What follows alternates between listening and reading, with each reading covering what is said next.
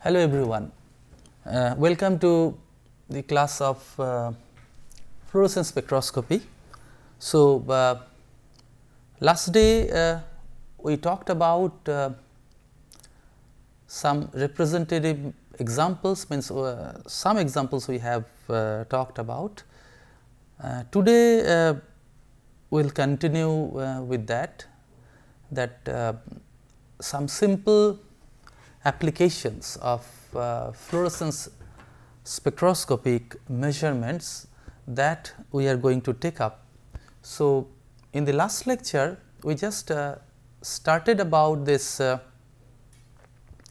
aspect of alteration of physiochemical properties like pKa value, that is acid constant of some guest molecules or maybe some small organic molecules when they bind to protein pocket. And in this regard we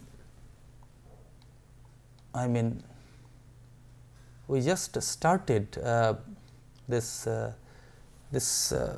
started talking about this prototropic equilibrium of acidic guests in supramolecular and biosupramolecular nanocavities. So, supramolecular means it is big molecules, as for example this cyclodextrin and similar big sized molecules.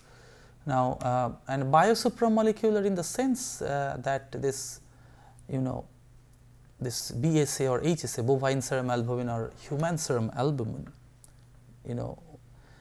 it is well studied molecule, biomolecules. So, we just will talk about how this prototropic equilibrium, that is acid protonation deprotonation equilibrium. So, you have HA, so it undergoes deprotonation to give you H plus A minus. So, pK acid constant, that is Ka, will depend on whether this equilibrium is shifted mostly onto the right hand side or maybe onto the left hand side. If it is shifted more onto the right hand side, means this is a source of, this molecule is a source of protons, okay, maybe in water solvent, because this acidity scale, that is pH or pOH, it is defined with respect to deprotonation or protonation in aqueous system. So, in this case typical example is based on some molecules. Now, as I already have talked about that this negatively charged food dye, we still will continue with food dyes. If you look into the literature, then you will be finding plenty of examples where small molecules, maybe drug molecule, maybe small organic molecules, maybe organic acids or similar maybe dye molecules, these are explored with respect to interaction with this protein systems.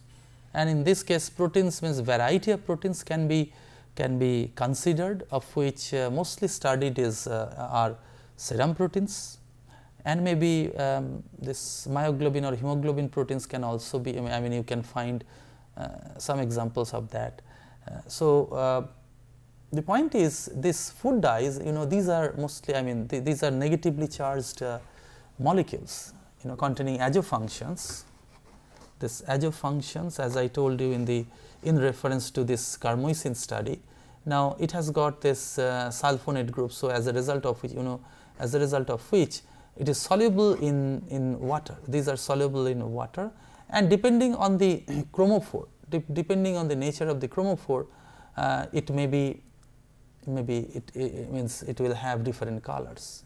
Okay, it will show different colors. Now, this is the protein with respect to which or maybe its homologue BSA, that will be explored.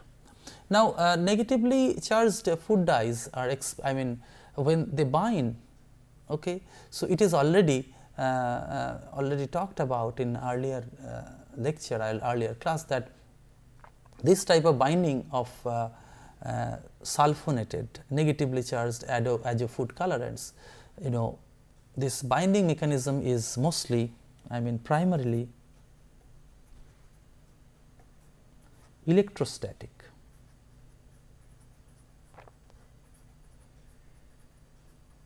That is, you have this minus charge from the dye, and there must be some part within the protein pocket, within the protein, that is mostly carrying positive charge density. So, preferentially it will find those places where there is excess of positive charge, that is delta plus. Okay. So, therefore, electrostatic interaction between this plus and minus will lead to formation of ion pairs and when you apply some salt into this bound system, then you will be finding that as a function of this added salt concentration, this binding constant is getting modulated. Okay. So, therefore, this you will be finding the similar trend with respect to other food dyes like cochineal red A, tartrazine and so on. It is mostly electrostatic in origin. I should say that primarily electrostatic in origin. Maybe there can be little contribution from non-electrostatic part, but it is the primary thing. This electrostatic force of attraction between the minus and plus charge is the primary force that is responsible for the formation of this ion pair and ultimately formation of this complex, that is protein ligand, where ligand is your food dyes, water soluble food dyes. So, that is the food dye, as I told you, that it binds the positively charged, it interacts with the side chain that is containing positive charge density. That is, you have got amino acid residues and those are having positive charge side chain. Those are responsible, those are probably responsible for such interaction. So, electrostatic complexation with this with the side groups is responsible for this interaction. Okay. Now, therefore, the idea is the subdomain, this 2A cavity, because all the dyes which are studied like carmosine, cochineal red, tartrazine, these are subdomain 2A specific. Okay, subdomain 2A cavity binder, subdomain 2A cavity of serum albumin like BSA or HSA. Okay. So, these subdomain 2A specific things, and we can say that the subdomain 2A cavity of this, as for example HSA, can act as anion receptor, because it specifically interacts with the anion. So, therefore, it is called the anion receptor. So, it is recepting, it allows interaction, it accepts this negative charge. But the thing is, if you start with any positive ligand, positively charged ligand, you will not be finding too many examples where this positively charged ligand is going to interact with this protein with respect to this subdomain 2A cavity, that is within this cavity. So, therefore, it gives it can give an idea that this cavity is mostly mostly anion receptor. Okay, it contains anion receptors. So, now the idea is if it is the anion receptor, then how to understand that. Okay. So, in order to understand that, you can find the details of this study maybe over here. So, it is taken from this. So, you have got this, in this case you can take these two ligands. One is warfarin. Warfarin, that this warfarin is subdomain 2A specific, cavity specific ligand, so it binds there. And also coumarin 343, this molecule is it's a fluorophore, it has got strong emission strong emission. So therefore it's a strongly emitting fluorophore. So what is happening, that normally what is happening, that normally its pKa, okay, normally its pKa is around 4.6 and its pKa is around around 5.1. Okay. So that is this, we are talking about this deprotonation or this protonation equilibrium. Okay. So you can find that for this one I mean for this second case, if you study absorbance, you will be finding, if you study this absorbance, you will be finding that this prototropic equilibrium is affected, okay, in presence of protein. And also here in case of your coumarin 343, this prototropic equilibrium is also getting affected. At affected means it is changed considerably, okay. And so this in presence of this proteins, so prototropic equilibrium is shifted towards the anionic form. That means it acts as a beta acid, okay. In the anionic form means it is stabilizing the anionic form. So you can study this particular prototropic equilibrium in reference to, I mean with the help of fluorescence spectroscopy, also for this molecule with the help of fluorescence spectroscopy, and that gives you that can give you an idea that what is exactly happening, okay, because it is a complementary study with respect to those study where this binding of azo food colorants are explored, binding is explored with respect to this serum protein, I mean in these serum proteins, okay. So you see that it is considerably shifted, okay, it is considerably shifted in this direction. And also for this supramolecular cavities like this, you see that in this cyclodextrin, beta cyclodextrin, it is shifted by 0.5. So idea is that since means this is a complementary thing. Why I am saying that it is a complementary thing, because of the fact that I mean it is already proved that these molecules, I mean these food dyes bind the subdomain 2A of these proteins. Now what can be the information, I mean what is the effect of such studying, I mean what is the importance of such study, that why do we want to study these things, okay. So that is why this complementary study says that whatever conclusion that we may be having for this fluorimetric studies like binding of different ligands. That means what is the need of studying such a binding process, that I want to mean, that binding of different ligands you will get information where it is binding. So from fluorescence you will get information, get info regarding where it is binding, okay. And exploring the nature of binding,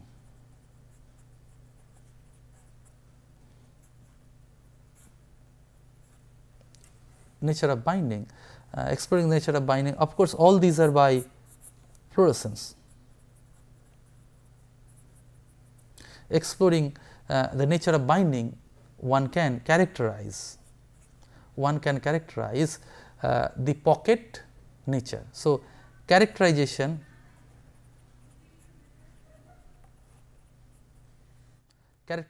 of pocket nature,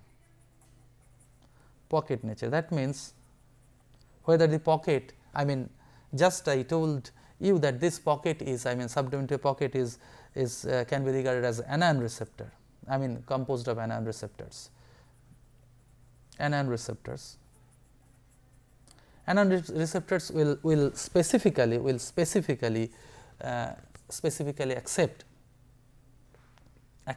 anionic ligands. Okay.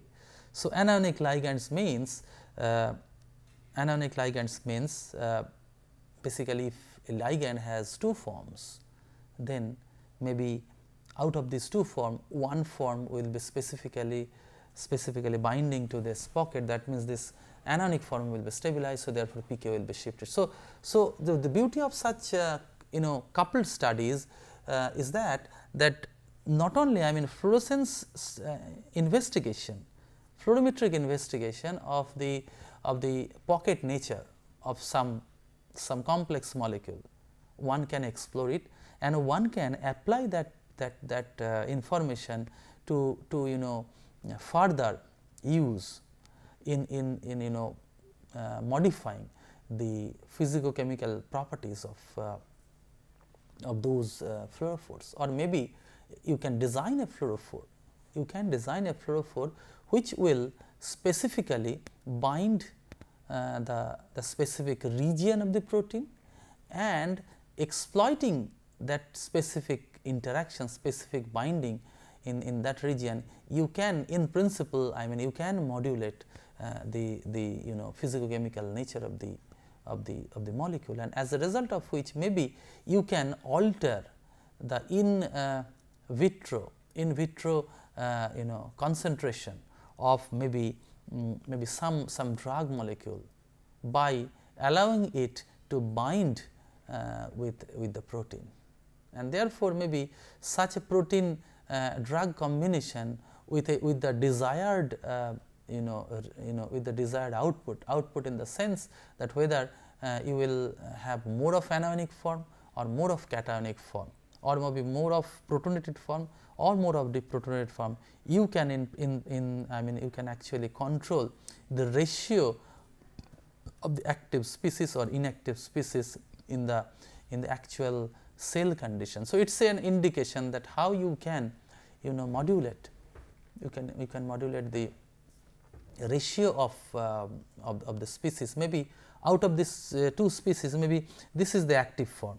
So, therefore, what is happening, if you want to increase this active form, maybe you need to have a case where, I mean, you need to have a system where this will be reduced and this will be increased.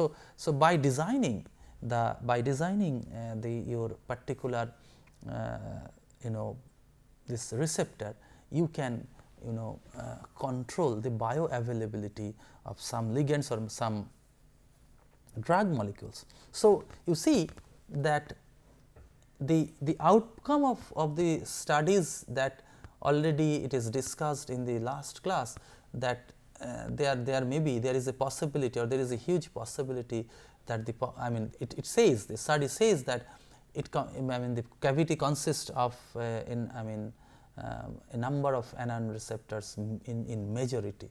So, and you see the results say that yes, anion receptor, and if it is anion receptor, so anionic form is preferentially stabilized, means acidity, in presence of protein, the molecule is acting as a better acid. Okay. So, its pK value is drastically reduced by maybe about 2 unit. So, therefore, although maybe physiological pH was such that maybe say at pH 7.4, in absence of any the supramolecular complexation, you may not have enough this anion, but as soon as it is binding with the protein or in presence of protein, you are getting, you are increasing the acidity, you are increasing the deprotonated form. So, that is why such fluorimetric studies are very informative and very useful in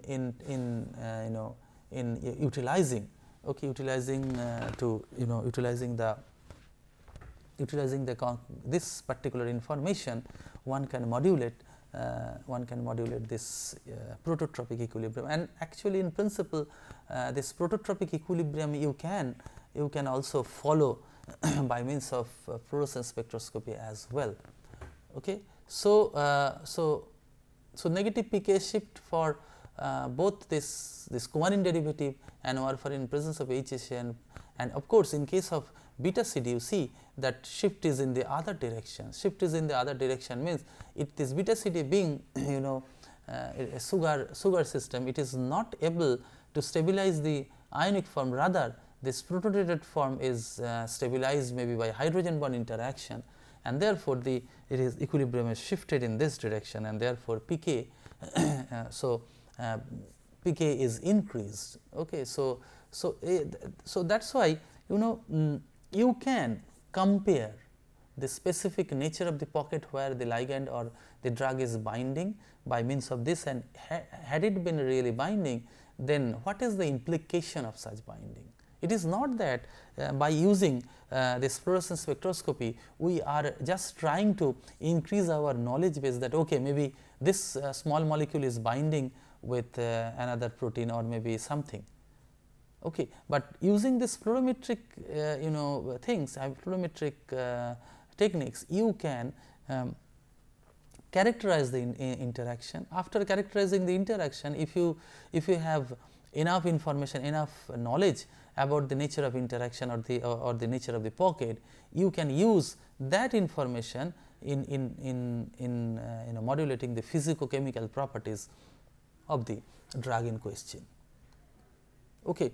Now, if you look into the three-dimensional structure of the protein, there is a place, I mean this is the subdomain 2A cavity, and there is histidine, arginine, those which are actually positively charged, having positively charged side chain. So, the positively charged side chain of these this cavity, side chains of histidine and arginine is responsible for stabilizing the negative form specifically.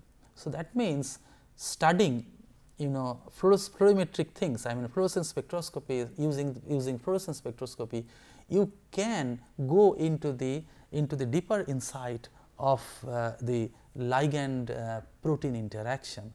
So, you can actually know what exactly is happening, what exact mechanism is operative out there, so that you have a large shift of about 2 unit of pKa while when they are binding with the protein. Okay. But on the other hand, when it is binding with cyclodextrin or sugar, similar is not happening, rather opposite thing is happening. So, therefore, characterization of interaction and their possible implication is very important and very interesting indeed. Okay. Okay. So, this is the structure. So, this is the structure of the pocket. Now, in case of beta cyclodextrin, the hydrophobic cavity, because of the hydrophobic interaction or maybe hydrogen bonded interaction, bonding interaction, the pK is shifted in the other direction. So, from this type of studies, in conjunction with the normal fluorometric studies of fluorometric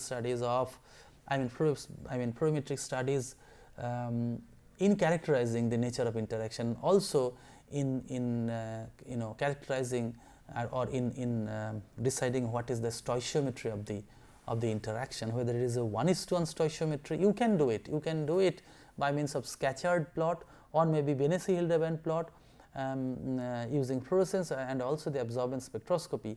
You can diagnose the stoichiometry, and actually you can diagnose the stoichiometry and also whether the process, whether this process is electrostatic in nature or non-electrostatic in nature, had this been electrostatic or had this been non-electrostatic, then what could be the implication. So, the net thing is that in conjunction with this fluorimetric studies, pK shift, positive pK shift with cyclodextrin reverse with human serum albumin is quite important and quite interesting. So, that can be utilized. Where it can be utilized, that maybe those cases where you need to increase the pK value or the physiological condition is such that you need to have a increase of pK value or you need to have a decrease of pK value, you can select the vehicle or select the select the system where this will be initially complexed. Okay. So, maybe it can be this human serum albumin or maybe serum albumins can be used as an efficient drug delivery system, especially for this prototropic system where their action is based on this prototropic equilibrium of one of the two forms. Okay. So, so activity of the prototropic equilibrium based on drugs may be activity of the prototropic equilibrium based drug may be lost or enhanced in presence of serum protein. So, means it depends on which drug you are exploring. So, which drug you are using. Okay. Encapsulation in HSA pocket, receptor pocket means it is anion receptor pocket, can lead to efficient drug delivery system. Okay. And most importantly, properly functionalized drug. Okay. This why these studies are important and why fluorescence spectroscopic techniques can be used to identify and used to used to get information about some interactions. So, basically after all these studies are done, one can sit together and maybe think about think about a system, think about a drug. It is not a simple drug. Okay, maybe the drug where all the possible combinations of functional groups are there. Okay, maybe you insert a functional group such so that maybe its bioavailability will be reduced or increased. So, properly functionalized drugs with appropriate receptor pocket is very important. So, whether you are going to use this serum protein system or maybe some other protein system, that you can decide with the help of this with the help of this study of the prototropic equilibrium in conjunction with this fluorescence studies. Okay. So, therefore, this fluorescence studies are while studying the nature of the molecules and what that fluorescence studies are very important, and also it is not that simply you are trying to increase the knowledge base, like okay, you have a new system. So, you have a new system where you have this molecule which is binding with serum proteins, but you can go further ahead and do these things to get more information and more insight into the receptor ligand interaction, that is employing receptor ligand interaction. You can find out a efficient drug delivery system, and which is drug delivery system. And naturally, since in this case this serum proteins are involved, so serum protein if you use serum protein as a drug delivery system, then it may be more biocompatible because serum proteins are already there in human system. Okay. Next is how to probe electrostatic binding.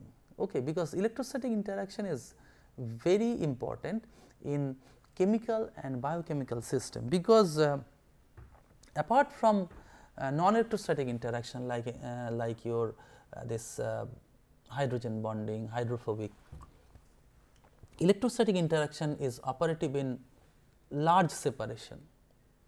Okay, where Coulomb interaction may may be operative at a relatively larger separation. Okay, although this intensity of this interaction will be reduced, but still it is happening. Okay. Now, so in this case, in order to characterize, I mean in order to characterize this specific pocket, why and the question is why I am talking about this serum protein cavity, because serum protein cavity is a very, I mean cavities there, it is not a single cavity, there are many cavities, of which this most important cavity is the subdomain 2A cavity, where you will be finding in a number of binders, subdomain 2A binders, and it is called the warfarin site, warfarin binding site. So, since it is a discussion in reference to this food dye and also this coumarin system. So, these are explored in this subdomain 2A, because the subdomain 2A is subdomain 2A has got this positive charge density, which specifically attracts the negative dye. So, whether it is possible to explore this electrostatic interaction is can be very interesting. So,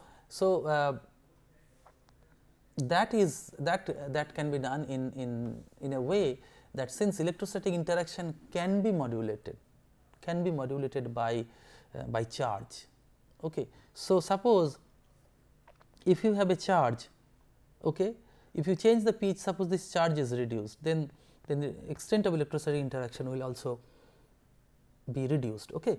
So, therefore, thinking in this line, one can design the experiment in two ways. In one case, pH of the system is varied, and in another case, ionic strength of the system is varied at a given pH. So, fixed pH, different ionic strength, okay, fixed ionic strength, different pH. This way you can think about in order to characterize the very nature of interaction.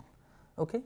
So, you see that some representative plots are shown over here, that in case of cochineal red A, okay, you see it is with HSA.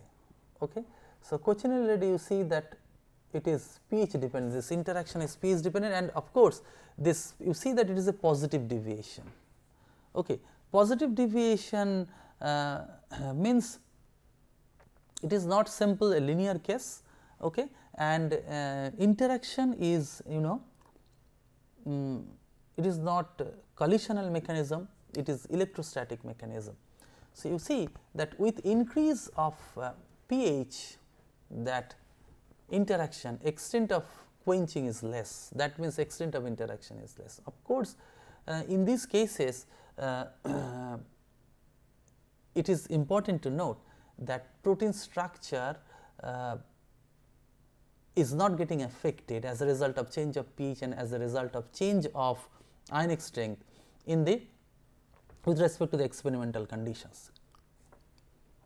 But you see for carmoisin that it is pH insensitive interaction. So, you see that that if you think of these two molecules, one is cochineal red A, another is carmoisin. So, you see this is a molecule, this is another molecule. So, these are similar structure, only thing is that it has got 3 sulfonate and it has got 2 sulfonates, and the deposition of OH is a little different. So, that is the difference. Okay. But you see that in case of carmoisin, if you look into the plot, that is quenching plot, it is pH insensitive, but it is pH sensitive. So, how is it possible, although these drugs are, I mean these molecules are, these dye molecules are adhering to the same pocket. So, now grossly speaking, a pocket means when people talks about a pocket, so pocket is not like it is exactly the same size as that of the guest. Okay, it is a host, so its size is not same as that of the guest. So, maybe if it is a relatively bigger thing compared to the this guest dimension, maybe the guest may be binding over here, or maybe binding over here, or maybe binding over here, although in all cases it is binding the same cavity, but there is a little difference in the description, and which is quite evident from this pH sensitive and pH insensitive quenching interaction. So, you see that although your competitive binding studies say that this particular two molecules are binding the same cavity as warfarin is binding, but still the details is different. You see that it is pH sensitive, this is pH insensitive. So, you see that that fluorescence spectroscopic technique can be efficiently utilized to further further know about the vivid details of the nature of interaction that is there. Okay. So, this is binding constant, n is the binding site number. So, and also in case of these dyes, it is already it has already been checked that whether this interaction is 1:1 stoichiometry, and the experimental result says that it is 1:1 stoichiometry. So, all these dyes dyes or guest molecules, these are binding with 1:1 stoichiometry. Now, the thing is that all these interactions are sensitive to ionic strength, okay, sensitive to ionic strength, but in different extent. You see that when you plot this Kb log Kb versus square root of ionic strength, you will be finding that excepting this pink one, that is coumarin 314, all are sensitive to ionic strength. So, although out of these this carmoisin is pH insensitive, but other are not pH insensitive, but still all of them are showing all these dye molecules excepting coumarin 314, which is an uncharged species. Okay. They are showing this ionic strength dependent behavior. Okay. Now, the idea is that you can extend this fluorometric studies, fluorescence studies, to characterize the property, since to characterize this cavity. Okay. So, in presence of external additives like salt, that is in presence of in different ionic strength, interaction is getting modulated. So, using this information, whether it is possible to characterize the pocket. Okay. So, that will be quite interesting. So, and you can think that the pocket, okay. So, within the pocket, maybe the ligand is interacting over here. So, with respect to a large protein system, pocket is a small place, and also a region in the pocket which is interacting with your small ligand. So, you can think that this one and the part of the pocket which is with which it is interacting, these are very small thing, small, it can be regarded as if they are point charges. So, therefore, point charge approximation can be invoked over there, and using this point charge approximation, and if it is a point charge approximation, so in dilute solution applying Debye-Huckel limiting law, one can get this expression. You see that K equilibrium is activity of this, activity P, activity D. So, ultimately you get this one, and then substitute this gamma that is activity coefficient with the help of Debye-Huckel limiting law expression, you get this. So, now if you plot this this observed binding constant with square root of ionic strength, you will be getting this one, that is your constant, this is your slope, okay, and this is your intercept. So, intercept is giving you the value when this ionic strength is 0. You see that when I to the power half is I is 0, then this part is not contributing. So, it is the binding constant when ionic strength is 0. So, that means 0 ionic strength means it is the true thermodynamic interaction, which is not perturbed by outside salt environment. So, you see that how these finer details can be extracted when you apply simple spectroscopic, I mean fluorescence spectroscopic measurement, with in a properly designed fashion. Okay. So, for you see that for different type of charge type, this slopes are different. So, it is given over here that you have got this die, these many dies, it is 0 charge. This ZD corresponds to different charge type, -3, -3, -2, -1. -1 means warfarin sodium thing, and the protein which has been utilized over here, that is the pocket which has been utilized over here, is this HSA. So, at lower pH and at pH 7.4, values are, I mean, corresponding estimated ZP. ZP means it is here. Knowing the value of ZD and knowing this is your slope. Okay. From slope and the value of ZD, you can find out ZP, and you see that ZP, is different, and of course at different different pH. I mean, sorry, different dyes. Okay. Only thing for coumarin 314, it is uncharged, therefore the corresponding ZP is quite small, it is close to 0. For carmozine, you see that carmozine, you see that there is not much change in the value of ZP while moving from low pH to high pH. Okay, it is 0. While moving from low pH to high pH for tetrazine, cochineal and warfarin, you see there is a change. Okay. There is a change in ZP. Change in ZP means, what does that mean? That change in delta ZP means, delta ZP means change in the effective charge of the pocket. So, why effective charge of the pocket is changing? Because effective charge of the pocket is changing because you are changing the protonation deprotonation status as you move from pH low pH to high pH, depending on the pK value of the specific specific side chain, specific concerned side chain. Okay. So, you see that there are some changes in delta, change in value of delta ZP. So, it is rounded off value, that for it is cochineal it is 1, tetrazine it is 2, carmozine it is 0, warfarin it is 1, and C314, since it is non-electrostatic, naturally delta ZP is 0.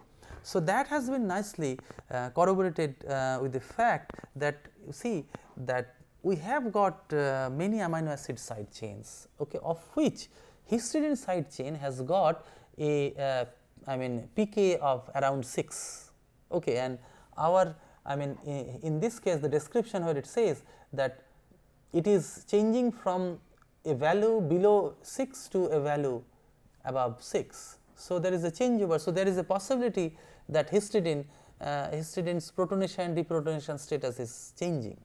Okay. So, you see that this change in delta ZP is quite informative in this case, that delta ZP is 1 for cochineal, for tetrazine 2, carmozine 0, warfarin 1, and of course, C314 is 0. So, what is the information? Information is that maybe it is probable, highly probable that nearby to the place where the ligand is binding, that is exogenous ligand is binding, there is a possibility of 1 histidine. In case of tetrazine, there is a possibility of the presence of 2 histidine. In case of carmozine, there is a possibility of presence of no histidine. Warfarin, it is a possibility of presence of 1 histidine, and theoretical studies says that, theoretical means some modeling study says that yes, this is the thing, that the region where this cochineal A is binding, only 1 histidine is nearby. For tetrazine there is 2 histidine, but in case of carmozine there is no nearby histidine, which is the cause for the fact that why it is pH insensitive. Okay, maybe it is there, this histidine is there within the pocket, but it is at a relatively larger separation. So, therefore, suppose your histidine is here and your dye is maybe binding over here. So, it is somewhere over here. So, this histidine protonation deprotonation status, since it is operating as a larger separation, therefore, Coulombic interaction is not that important. That is why although you are changing pH for which this protonation deprotonation status of histidine is changing, but it is not being sensed by by this binding interaction. That is why it is pH insensitive. So, you see that it is I mean how this fluorescence spectroscopy can be nicely utilized to get information about the nature of interaction and also details of interaction. It is not that your ligand is binding within a pocket. It is not like that.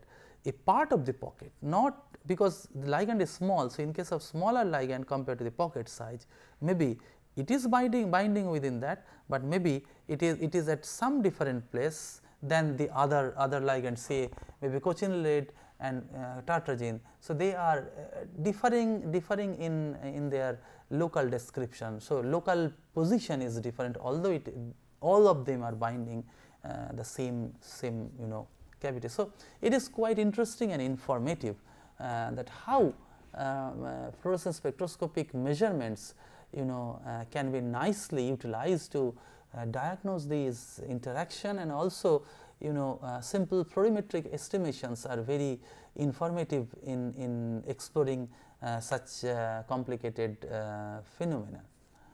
Okay, so this is basically a representative example. You can search the website or maybe different journals where you will be finding similar, I mean different types of uses of this fluorimetric fluorescence studies.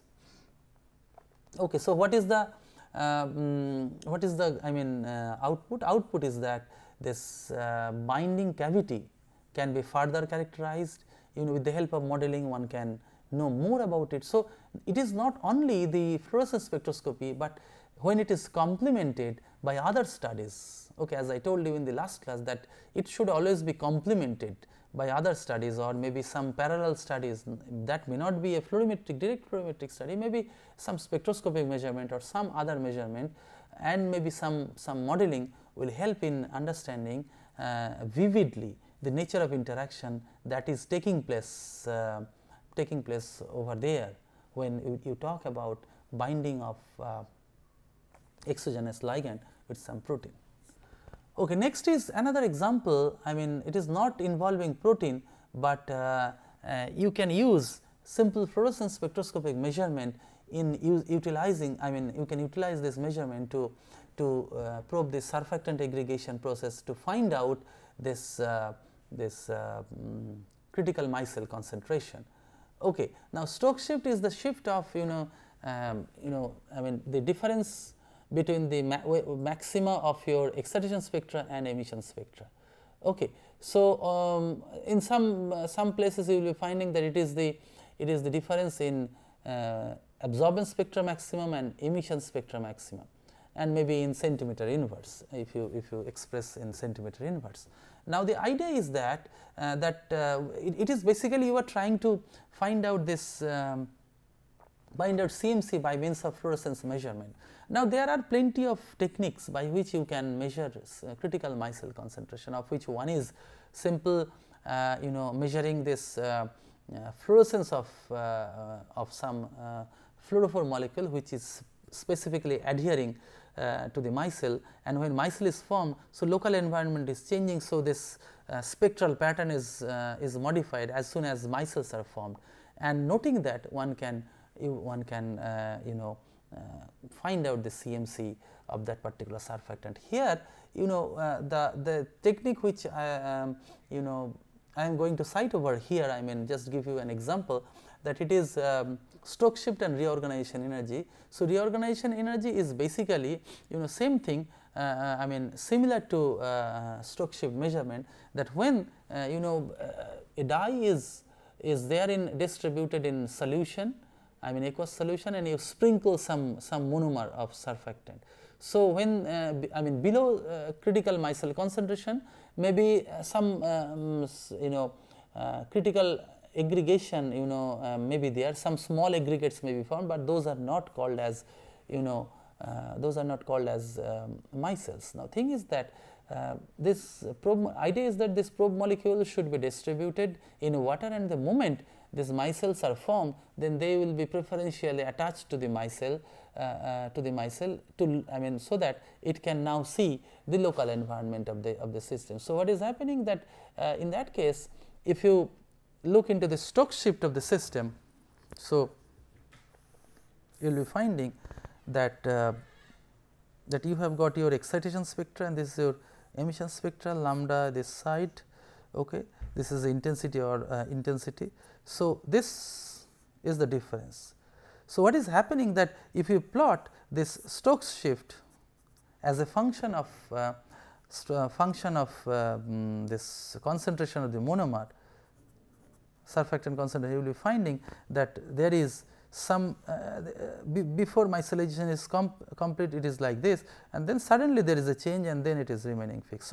So, what is happening that here this micellization is complete, and so in a full grown micelle, when surfactant, I mean when this dye is adhering, then what will happen that it will face a different environment, and as a result of which its Stokes shift is changing. Okay. So, using that one can find out the critical micelle concentration. So, requirement is that the dye should be preferentially attached to the micelle, and also it should be distributed in water. And some critical, I mean representative examples are that that you will be finding that maybe in terms of reorganization energy you can also find out. So, if you want to know more about this reorganization energy, you can look into this Fleming's reference, that you can convert this spectra into spectral line shape, and then from the line shape you can find you can calculate the reorganization energy. Reorganization energy is it is basically solvent reorganization. I mean I talked about during dynamics of solvation. So, it is reorganization from one state to another. Okay. So, while your surfactant molecules are forming your this micelle, before that your probe molecule was there in water. Okay. So, it is facing some environment. Okay. It is facing some environment, and as soon as it is distributed from water to your micelle, then its environment, the solvent environment is changed a lot, and as a result of which we call that this is a reorganization of solvent molecules, and therefore we ought to see a change in reorganization energy. So, if you plot either Stokes shift or this reorganization energy as a function of monomer concentration, you will be finding this nice graph, where from the point of inflection you will be able to find out this CMC. So, to know more about it, you can go through this references. So, electrostatic again utilizing the electrostatic attraction between the dye and and the surfactant, or maybe in cases where your surfactant is non-ionic, in that case you need to think about the fact that maybe in this non-ionic this non-ionic micelle, the idea is that the dye has to preferentially attach to this micelle once it is formed from monomer. So, and as a result of which you will see a change in Stokes shift, and measuring Stokes shift or reorganization energy, and from the inflection point you should be able to find out this CMC. So, critical micelle concentration. So, you see that that how this fluorescence, simple fluorescence, steady state, and also time resolved fluorescence, using that you can monitor many different processes, and also their vivid description. I mean, so that is why a very sensitive technique like fluorescence spectroscopy can be efficiently utilized. I mean, using fluorescence spectrum. So, you can get many information like this binding information, characterizing the pocket, and then how this this can be modulated by means of external additives like salt and or maybe factors like pH, etc., and also how this fluorescence spectroscopy can be utilized in knowing this this parameter, like important parameter for this surfactant, that is critical micelle concentration, that I just gave you some overview of that. So, so that's all for today. In the next lecture, we are going to take up maybe this photoluminescence studies and photoluminescence spectra of some material in reference to materials chemistry, how fluorescence spectroscopy can be utilized to look into various spectroscopic aspect of materials. So, that will be taken up in the next class. So, till then, have nice time. Thank you.